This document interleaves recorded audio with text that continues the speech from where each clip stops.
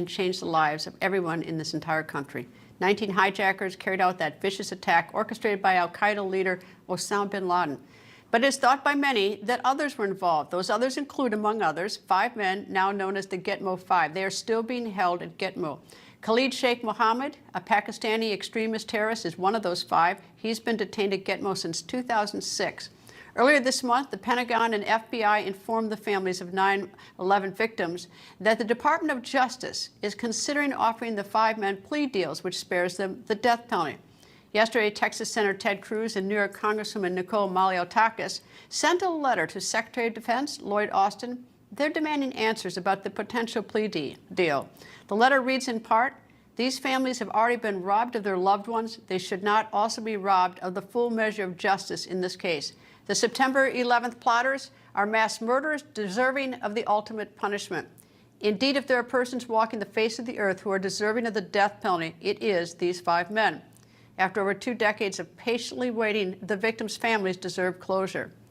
New York Congresswoman, one of the signers, a member of the House Transportation and Infrastructure Committee, Nicole Malliotakis, joins me. Good evening.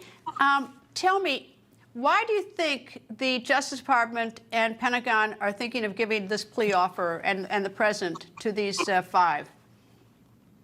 It just seems like one more bad deal from Joe Biden. It's one after another, whether it's wanting to re-enter the Iran deal, re-entering the Paris Accord, Nord Stream 2. It's just one debacle after another. But this one really hits home because I represent New York City. In my district in particular, we lost hundreds of people on that day that were murdered. And the families that I represent who lost loved ones want to see accountability. They want to see a trial. They want to see convictions. And they also want to see ultimate punishment. So to say that these individuals deserve anything less if they are convicted is outrageous to me. And so the plea deal is just unacceptable to me and those I represent.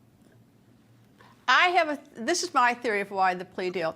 Number one, their case has fallen apart for whatever reason. Evidence is degraded. They've lost evidence. They can't prove it.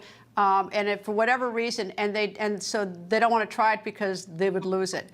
Or the other reason is because they're hiding something, that they're perhaps the Saudis were deeper involved in this than they've let on. And of course, we're doing so many deals with Saudis, whether it's getting their oil or selling them weapons or trying to get them into deals, is that it doesn't, that's the only thing that makes sense to me, because all of a sudden we wake up one day and the United States decides to be magnanimous and lift the death penalty to 5 people who did, do mass murders. So that's my theory. No, I agree with you, and I think that very well may be the case. And in fact, many of the families that I represent, 9/11 justice groups that represent families, say just that. They want to be able to hold Saudi Arabia accountable. They want to be able to have the potential to sue. We were promised release of records by many presidents, and those records have not been fully unclassified. So we continue to make that push. And look, the bottom line is... Well, see, that's unthinkable.